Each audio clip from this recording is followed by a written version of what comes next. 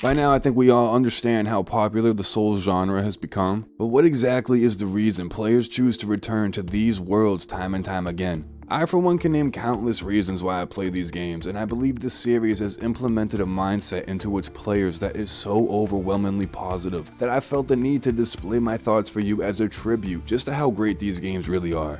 There's a lot that works when it comes to the formula of Souls. Its setting being bleak and mysterious, from a time nobody on Earth has ever experienced and therefore creating a tremendous curiosity. We all look for the things that we don't understand, and with most of these games we're involved in situations where us as a third-party spectator need to unpack in order to truly see the story for what it is. From the worlds of Dark Souls onto Bloodborne and Elden Ring, for the most part there's more questions than answers. More reasons to dig deeper with every step we take further. We're set loose in these wild landscapes with little to no info, hardly anything that's not trying to kill us, and the things that don't kill us are few and far between, leaving us either clueless or with a vicious need to uncover what's forgotten. Everything involved in the setting and the story of these games I believe are curated in a way that leaves the player wanting more secrets and ways of story and level design. My first ever glimpse into Dark Souls 1, I was instantly enamored by the designs of these games, how they work, why they look the way they do, the weapons,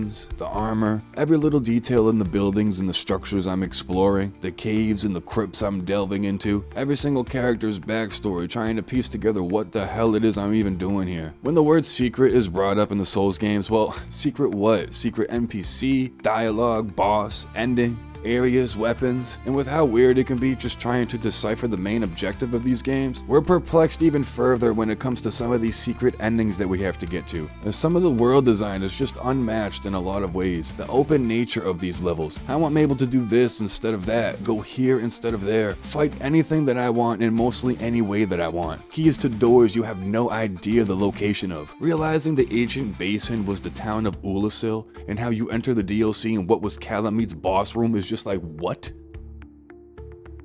Reaching that golden city of Anor Londo and it being burned in your memory is such a great experience, only to have the chance to explore a ruined version of it in Dark Souls 3, complete with a dead giant blacksmith to really hit you where it hurts. I can feel it all the way down in my plums. Those dumb Catarinas who are always getting themselves into quite the pickle. The entire first half of Dark Souls 1 is an absolute classic, like I don't gotta tell you guys that. The fact that with the Master Key you can within 5 minutes be in most areas of the game. If you want, when you ring the first bell you can skip Blighttown and go straight to Quelaag. You hit Ceaseless Discharge, now you can level up a bunch, go to the Great Hollow, grab the Corinthy Ring, or you can start a completely different way. It's open to whatever, and it's so gratifying when instead of going down the intended path I can stray off, get what I need to add some variety to my gameplay, and when the possibilities like this are endless, you understand the word non-linear even more when involved in it firsthand. And truly these moments for me are unforgettable, but only just a fraction of what brings players back, I believe. There's only so many times you're going to want to go through this game to unlock every hidden path or ending, because once you do, it's done. There's something else to this,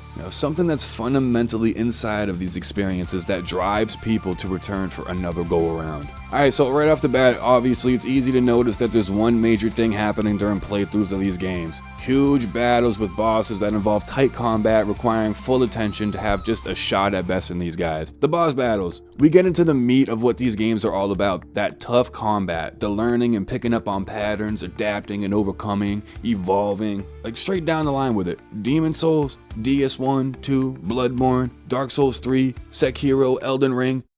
We have hundreds of bosses with countless moves and abilities, hazards and mechanics involved that need to be learned and overcome in order to get past. Obviously some more than others, require even more thought or reaction, but as a whole, we have a collection of fight that test a player's skill and dexterity, decision making, critical thinking even when trying to break down some of the lore of these games. But for real man, these boss fights are unlike anything I've seen in other games. Their designs are incredible with some sad and intriguing stories to boot. I'm always left wanting more. Artorias, Manus, Gwyn and Soul of Cinder, Orphan of Kos, Ludwig, Ishin, Demon of Hatred, Radagon, Paragon, Mesmer. There's so many more, but that's just a short example of some bosses with all-around quality in terms of gameplay, difficulty, lore, and aesthetics. Dude, my first time against Ornstein and Smo were brutal. It's so crazy when I try to remember the feeling I had when going up against these earlier bosses. Compared to how I feel about them now, it's like every game was bigger and badder, it felt like. Don't even get me started on the DLCs. I think every time a new DLC comes out, it's widely considered the hardest thing in the world. Yeah, sometimes they would slip through the cracks, but for the most part, dude, these fights are harder and harder as we go.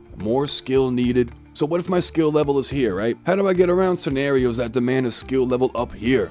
For the love of sweet baby Jesus, if I had my first ever playthrough of these games recorded, you would think my 6-year-old was playing this shit. And here's why I know Souls games are the best. It's overcoming that adversity of actually completing these games. There's a mindset created by the experiences that I believe are for the absolute better. Because again, man, there's really only so many times that you're gonna want to come back to appreciate the design of some of these bosses. Like how many times are you gonna beat Soul Cinder, Elden Beast before you've had enough? It doesn't match up to that initial feeling of besting that tough boss that you thought you couldn't, buckling down and focusing, knowing that you can with just a little bit of trial and error, and then actually getting past it and now it's no problem. Really, at the heart of this situation is a lesson for everybody, where shit might get hard but is damn near not impossible. Why do we have challenge runs? It's capturing even more of that first time experience of overcoming new challenges. It's great really to think about how a video game can be psychologically stimulating for the better, touching on a player's thoughts and motives and the steps in between that take you from unable to able is remarkable. From tip to toe, these games have a mentality involved that I know is great on all fronts when it comes to a healthy development of the human mind. Curiosity, asking questions, searching, finding,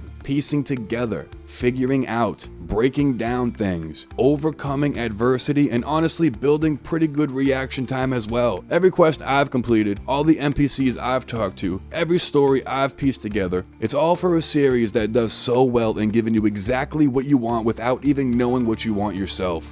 The level of satisfaction of beating a boss that you've been stuck on for a while is some of the best feelings in gaming. Finally learning the moves and developing a plan, then actually executing it, it's really something that you don't see a lot anymore. Where the gaming industry is so saturated in hand-holding games that lean on graphics over substance, where ray tracing and 120 frames per second is what's considered quality. When all the resources are dumped into visuals and you have no one behind the scenes creating a world setting and characters with motives that push the narrative along, you end up needing to adopt the EA philosophy where you need a hook. Like a multiplayer game, right? With attractive cosmetics that at the end of the day, the only purpose is to attempt to fill an empty game with anything while filling the publisher's pockets simultaneously. I've played so many types of games.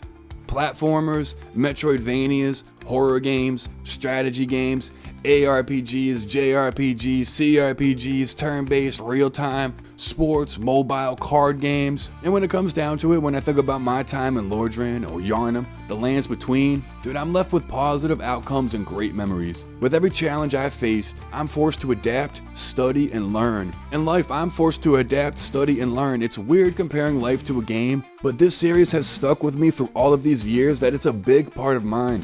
I still play these games all of the time and I'll probably never stop. The mentality needed to tackle some of these games is a mentality that not a lot of people possess, or knowingly possess. But when the end result is an overwhelming feeling of accomplishment, I assure that the majority will find a way to reach their goals. Maybe it's timing, or maybe this is the direction fate has chosen for us. But when given the choice to decide from A and B, where A is a tough and challenging road where not everybody is going to make it, but at the end there's a pot of gold, and B is an escalator to the finish line with a participation trophy waiting for you, I'm probably going to slug through choice A.